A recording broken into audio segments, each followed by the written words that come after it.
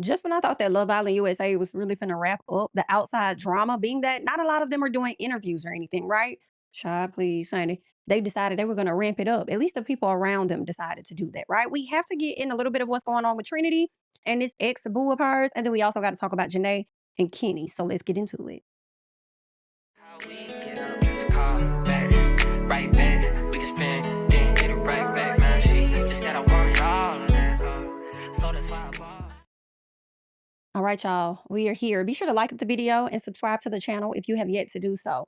Let's get into Trinity. So you guys know Trinity is one of the winners of Love Island USA season 8. And for some reason, her ex-boyfriend decided to wait the entire season before he leaked this information out. And he wanted to let everybody know right before she went into the villa, they were booed up, they were cuddled up, and they were definitely locked in. Okay. He comes to social media with pictures of them in their own photo booth. Okay. He also comes to them with a video of him and her kissing each other. And he says, before you went on Love Island and blocked me on everything, you promised me you weren't going to hurt me and handle the situation correctly. But I guess it's F me. Oh, he was waiting for this moment because most of the time people spill right before their ex gets on the show when the cast is announced, or people will spill during the show. Oh, you're a different type of calculated person that you held on to this until the show was over. I wonder if you were trying to give her time to see if she was going to reach out to you. During the time that you were trying to see if she was going to reach out, did you learn that you were blocked? And that is why you came to social media to put it all out there on blast. Okay. He also uploaded this message of he and her. And I actually want to, or a message that she sent to him. And she also wrote him a card. All right. She said, it's just something small, but it is true. It comes with so much love for you. I'm grateful for all the things that you do. And I really, really appreciate you and love you so much. So that is what was said. But I do want to go down to the text message, right? So she says, yes, I would definitely let you know if I didn't, but why would I waste your time knowing we could have just stopped talking last week and leave it at that? I do want you to keep in mind though, that this is a dating show. So I just don't want you to feel some type of way by the things that I may say or do on the show. That may make you think otherwise because that's not the case. Like you said, you want me to win, but unfortunately with winning, that comes with me building, potentially building a connection with someone. Now, I'm not saying that I want us to stop talking because I genuinely don't. I just want you to be comfortable and I'm being completely honest with you, is what she says. All right. And I'm saying this for me. Okay. I don't care how you guys feel about it. But for me, this Trinity relationship is for brand deals only. And she's not about to let you come in and mess up the bag. Are you cool? Even if there was a chance that y'all could potentially have reconnected or something, that's dead because you can't keep your mouth closed anyway. Okay. But that's what's going on. And also that's just a risk that you take when you see that she's going on a dating show. As she said in the message, it is a potential that it's a possibility that there will be a potential connection. And it's gonna only take me further from you. So that really was the breakup right there, and you had to be okay with it. You just had to be okay with it. All right. And as we speak of breakups, I do want us to get into my girl Janae and Kenny. Y'all know Kenny and Janae from season 6. Kenny came in as a bombshell, and Janae was there as one of the original OG girls. You feel what I'm saying? And they had a really not so great breakup last year. And with that breakup, it was information being put out there that Kenny was talking negatively about Black women in his text messages. So a year later, and I don't know if Kenny thought the people forgot or what the hell Kenny was thinking, but about a year later, Kenny decides to come down to social media. Kenny decides to come and do a podcast. While he's doing this podcast, this is where he opens up about the breakdown of that relationship. And I want to get that up on the screen for us to go ahead and check out. So let us do that. Are you like willing to share like what actually happened? Or like what, like why did they? Yeah. Yeah.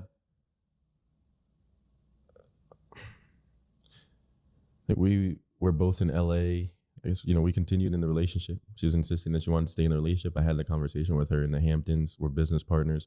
Continued, but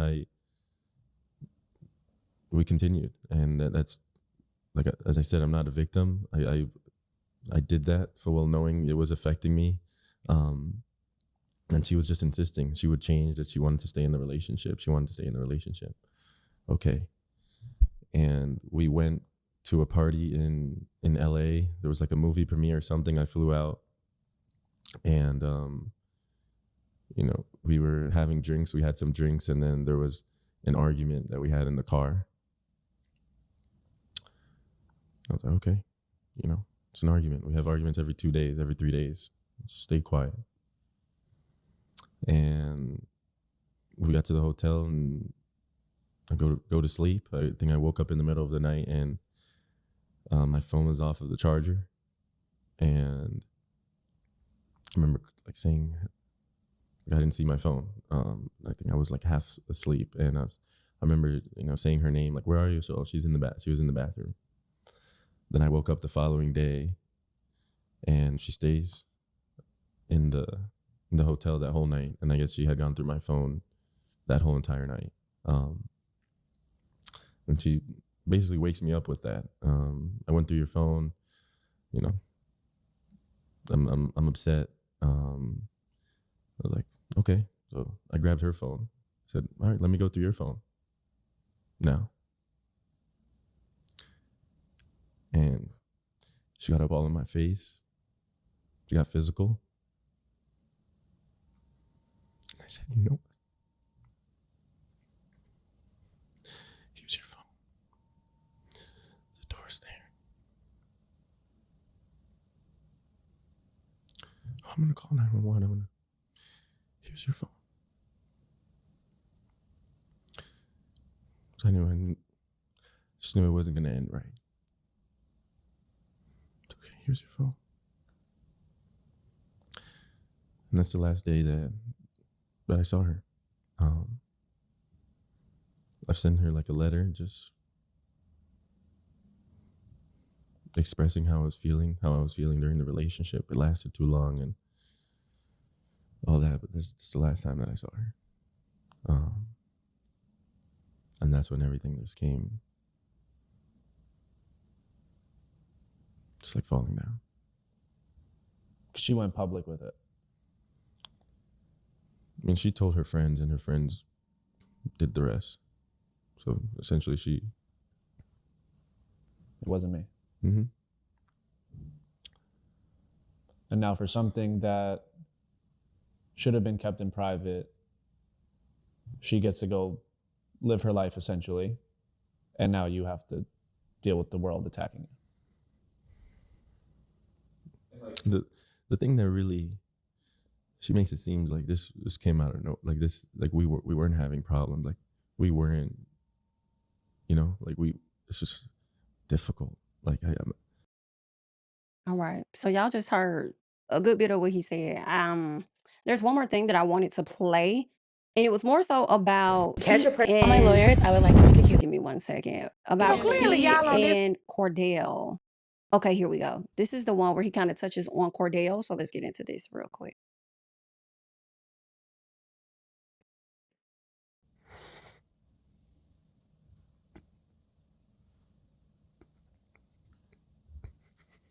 Did anyone from the season reach out? Any of the guys? Yeah, Kordell reached out to me, and that's the one person that I have the utmost respect for. Utmost respect for. He was the only one.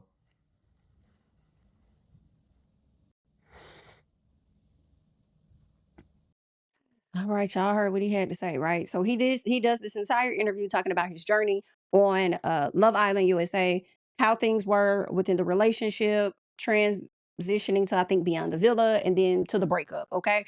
He says that he was kind of like checking out during Beyond the Villa, I do believe. Some people dropped video of him kind of checking out a moment when he was talking to Aaron or something. But it is what it is, okay? What I want to get into now is what Kordell had to say in response to this interview, because Kordell was one of the first people to speak out as soon as this interview dropped. This is what Kordell had to say. The person that Kenny feels that he has the most utmost respect for, Kordell added him and said, we're not even going to get on how you sat on that podcast and lied the entire time. But what we not going to do is lie like I condoned anything you did or said. After you called me, I got on that ass and we haven't spoken since. Shout out to my sis Janae. I love you for life, girl. And keep my mother name out your mouth. I don't fuck with you, bro. Woo! Okay, so Kordell is like, you making it seem like I condone whatever you did because I got on the phone and I called you to check on you, whatever it was. And Kordell's like, that's a lie. You called me. I did not call you. Be very clear about that, right? And if that's not enough, Janae got down to the social media too, and she had quite a few things to say as well. And make up.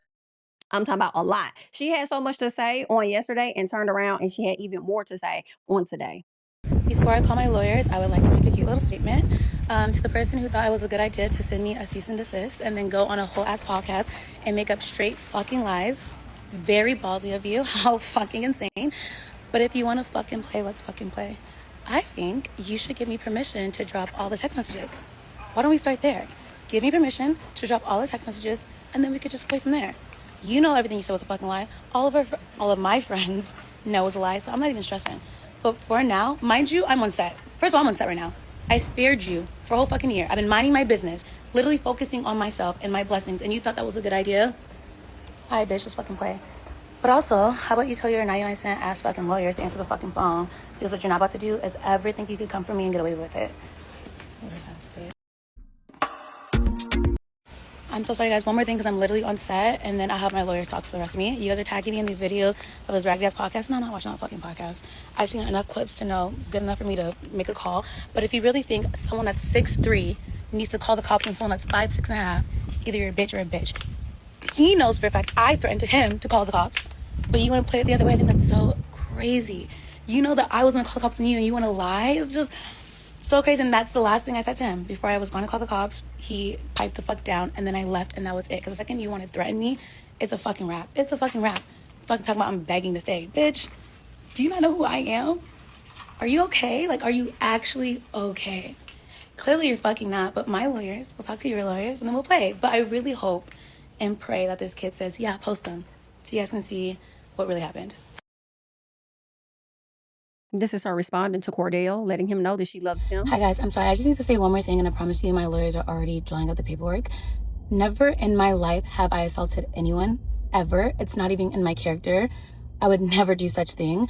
Most importantly, even after I've learned from a particular someone their views of the Black community, about the LGBTQ community, about immigrants in our country, even though their dad is an immigrant in America, I still would never ever get physical.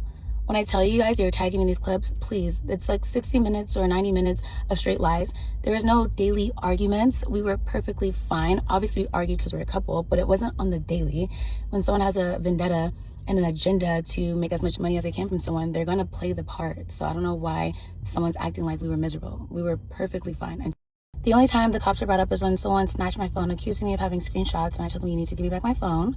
And when they didn't, I just simply went over to the hotel bed, grabbed the hotel phone, and gave it to me right quick. Apparently, someone accused me of having screenshots of their conversation. And if you think I have 74 screenshots of someone confessing about the nastiest, worst things you could say, then you obviously don't know me. I would never do such thing. That's crazy. And please know, there was never a conversation about me begging his family for him back. There was never a breakup where he ignored me for 3 days. It's literally all a lie. He never ignored me for 3 days. I never begged his family for him back, because one thing I'll never do is beg for a man. I know my worth, and I would never beg for a man, and you guys know that for a fact. Most importantly, the only begging is when his family reached out to me talking about they're threatening us. They claim that they have our address. It wasn't us. We never think of those things. He's never said those things we're talking about. And what did I do, you guys? The last thing I talked about over a year ago was leave the family alone, because I'm such a good person and I believe them that they'd never do such thing. Nah. Boy, was I wrong. But please know, I'm not a violent person. And I think everyone knows that. There's only such a small handful that just obviously gets to me, but I'm going to let my lawyers take it over from here. And we're leaving it at that. I hope you guys all have a blessed day. And never, ever forget, when someone comes for you, I'm guessing maybe the funds are low. I'm assuming you had to do 60 minutes, 90 minutes of a whole lie for $1. And now you're about to be in overdraft, because I don't know why you thought that was a good idea. But as long as me and Jesus knew what happened, that's all that matters. Me, Jesus, and God, we were there that day. We knew what happened. We were there the whole relationship. So that's why I promise you guys I'm not stressing. You guys know me. I don't call myself God's favorite for no reason. I promise you guys I'm fine. To all the love and support, I appreciate you guys so much. I'm good. I'm not even bothered. I promise you. I love you guys. Whew, y'all just heard Miss Janae go and wear Kenny completely out. Okay, now he's about to be in overdraft. That's insane. But listen, I just wanted to come and bring to you guys what's been going on out there in the Love Island world. I want you guys to hop down in the comments. Let me know your thoughts about everything that we got into, from Trinity and her so-called being exposed by this ex-boyfriend, as well as Kenny deciding to do this podcast thinking he gonna speak his piece, which happened to not be the authentic piece. And now Kordell and Janae has been on his ass. Leave your thoughts and comments down below. I'm JamiThatsMe, and I'll catch you guys in the next one. Bye. How we get up, just call back, right back. We can spend